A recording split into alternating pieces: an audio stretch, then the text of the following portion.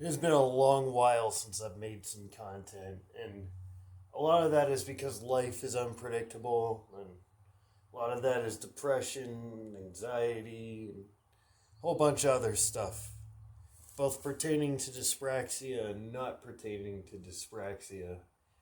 And all I've found since 2021 is life has just become even more unpredictable. Let me let the dog out.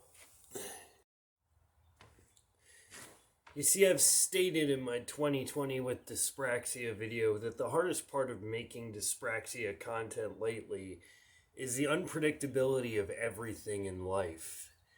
Not just for dyspraxics, but people in general, so there's really no comparison to make. But as time has gone on, especially here in 2021, I've found that life seems to have always been this unpredictable. And really, dyspraxia or otherwise, I think we all just kind of suffer to some extent. It's just a differing degree. You see, before the pandemic, the prevailing cultural change was that of race relations, or that of social media, or of living in the US as opposed to the UK. I know a lot of my followers are in the UK, and despite the fact that the systems are different, dyspraxia is a lot more prevalent, a lot more commonly diagnosed in the UK, Europe, and Ireland, it seems a lot of people still relate heavily to my content. And it almost makes me wonder how much of the issues that go on in everyday life is my dyspraxia and how much of it is maybe personal, societal, or even systemic. And regardless of my opinion on, the whole liberal idea of systemic oppression and all that, there are some problems in the system regardless of what political bias you have. And all in all, this leads to the almighty question: how much are you yourself personally responsible for dyspraxia, systemic oppression, or otherwise? No one wants to be blamed for having a victim mentality, but at the same time, there are many things working against every single one of us, no matter what our political affiliation or economics are. Struggle is something that we can all relate to. So, the line between personal responsibility and what is an issue that you have no control over is kind of a philosophical one. And if you delve too deep into that philosophical argument, you find that you really don't have control of as much as you think you do.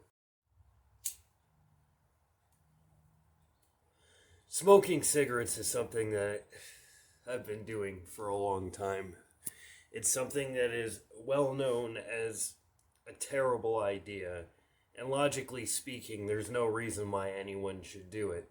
You get very little gain after a while from consuming a cigarette, and I've talked about this in Tobacco with Dyspraxia. A lot of people can quit smoking and eventually do quit smoking, and that's great. It's wonderful, and it's something that I've even tried myself and have had some success for weeks at a time, but end up falling back into again. And it makes you question just how much of that is on you, how much of that is psychology. We all know cigarettes are addicting, just as all substances are. So, how much of it is that? How much of that is possibly even some trauma related response? Or how much of it is my dyspraxia? After all, one of the biggest reasons I smoke cigarettes is because it's something to occupy my hands. I don't know what else to do with my hands, so I smoke, as Dale Gribble once said. But then, on the other hand, some level of it is the result of my choice to smoke too, as well. And so, people who consume nicotine a lot show a heavy correlation with anxiety. And whether that's the cause of smoking or whether that's anxiety leading to people smoking is kind of a hard thing to do because correlation doesn't always equal causation. This is starting to come off as sounding like me making excuses for not quitting smoking. And this is kind of the point I'm getting at. That's the whole point of me even making this display here. Is that, all in all, how much of this am I personally responsible for? Because half of the viewers watching this are probably going to say, dude, I never started smoking, or I may have started smoking and then quit smoking. If I can do it, anybody can. While the other half are people who probably understand where I'm coming from and may or may not also be struggling with the addiction of smoking, or in many cases, maybe they are truly lazy individuals who just try to find excuses. And that really all comes down to perception. But perception is always skewed, and that's the hard part. I feel like that's one of the things that separates us dyspraxics from many other individuals. I mention a lot empathy and also the fact that it takes us time to plan things out before we do them, even simple tasks, which in many ways changes our perception on things. I actually had a comment a couple months ago that explained that most people don't think things out, like plan things out in their head first before they do things, they just do them. And that completely blew my mind at first, because it never occurred to me that other people could have this completely different idea, perception, that there's no way I could ever kind of perceive. You can't change your perception like that to the point of someone else's, because you'll never have the same influences that they did. Something I bring up on this channel a lot is that we are all individuals, every single one of us, even those of us with dyspraxia. So on top of dyspraxia being a degree of perception we don't have, a lot of perceptions that we live with are things that we can't fathom in others. We all have different upbringings. We are affected by different situations. As I mentioned earlier, even where you live and the environment you grow up in can completely change your perspective of things. And so taking personal responsibility really comes down to you. And this is why when it comes to motivational coaches and life coaches, one of the biggest things they push on is, in order to change your mind, you have to do it. You have to take that personal responsibility and make your best judgment call. Because at the end of the day, the only person who truly knows you is you. But as someone who's dabbled in psychedelics and, been influenced by a lot of psychedelic philosophers like those of Terence McKenna and Aldous Huxley, and as well as many existentialist philosophers like the YouTuber Sisyphus 55, something like that. A link in the description. But also other philosophical YouTubers like Exerbia, or just philosophy in general for those who delve into it. The works of Schopenhauer or Max Stirner makes you question even how much of you're in control of and how much of you actually does exist. After all, anyone who's scientifically minded knows that we're made up of cells. A whole bunch of cells, yes, but these cells die and regenerate regardless of what is going on in our lives. You're always losing skin cells all the time, and your cells are always dying and being replicated. This is kind of where cancer comes from, as cancer is a cluster of cells that won't die. It doesn't die and continues to live on while the rest of the body continues to die and regenerate. It's actually the result of a mutation in the regeneration of cells, in which cells and the DNA get all altered and stuff. And I'm not an oncologist, this is a very generalized view, but I think it's important to note just how cell death is, to the point where roughly every 7 years, the cell makeup of your body is completely different from what it was in the past. Every cell in your body is not the same cell you were born with. In fact, I'm assuming, based on my analytics, that the vast majority of you are in your 20s and 30s, like I am. And so it's been a long time since you've had the cells that you were born with, the cells that were given the same name as you. But what part of that is you? I mean, even the brain cells that make up your brain and the memories that you have are all cells that will eventually die and possibly be replaced, or if you die, may be lost forever. So what exactly is you?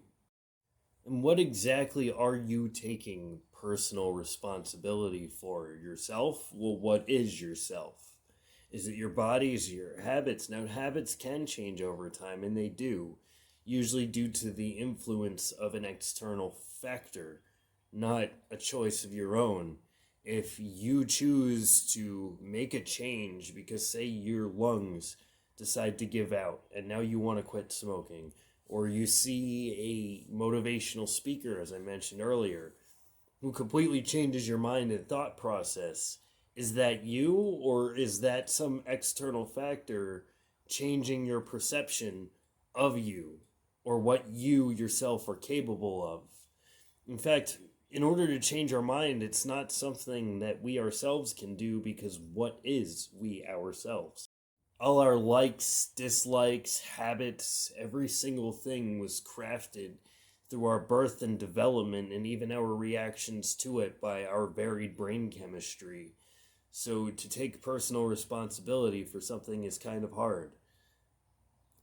Because what are we taking responsibility for, and who is this person that's taking responsibility? Now, this isn't to say, don't do anything, because you are going to do things. People do things. You're doing something right now. In fact, your heart is beating, and up until I mentioned it, you're not breathing manually, but now that I said it, you're breathing manually. And again, that's an external source enacting that kind of physical involvement on you. It's almost like we are a reflection of our environment, which may be the reason why when some people make big changes, it's usually the result of them either cutting off friends that were maybe toxic or maybe related to that negative thing, or just changing their home environment. I mean, if you guys can't tell, I kind of had to move back home, so I'm in a completely different environment right now, and a whole lot has changed since then. In fact, I haven't made a whole lot of videos since then. And through this kind of thinking, as well as a little help from psychedelics and other self-help gurus, and even the red pill community that I've dabbled in slightly, although kind of disagree with a lot, but I'll do a video on that sometime. It seems as though everything in life is kind of on the surface, and everything internal is just us reflecting on the external. And with dyspraxia, we tend to reflect a lot harder on the external, to the point that we take it very heavily internally, to the point that many individuals will accuse us of overthinking, in which case we probably are. Because you see, my fellow subscribers and followers, life is but an experience, a ride, almost like a video game that we're all a part of. And while we have the awareness and the perception, our reactions to it are just as unpredictable as its effect on us. And so all we can really do at the end of the day is sit back, relax, just enjoy the ride. There's gonna be good, there's gonna be bad. Life has always been like this. While history doesn't actually repeat itself, it usually rhymes. And it's these predictable outcomes that are the backbone of things like science and history. It's also important to note that there's only so much you can do about it. And there's no point in stressing over what you have no control over. So, if this video has brought you some existential dread, or has made you overthink a bit, or maybe is causing some unrelated anxieties or past traumas to come up in your mind, just take a minute and relax. And realize where you are right now. Take a look at the floor, the walls, everything that it's made of, and just marvel at how complex and how deep things can be. Because we're all viewers in this world, just as we are all aspects of it. The funny thing about this is I could go on ad infinitum into this. This is the whole philosophy of existentialism, the questioning and pondering of one's existence in the world. And I don't know if dyspraxics are more prone to it or not, but I sure as hell seem to be. And I find it an interesting thing to talk about. And, well, I feel bad because I haven't uploaded any content in a while. And it's my day off, and I feel like I should be putting out some content, but I didn't really have much to talk about. So, ladies and gentlemen, that's it for this one.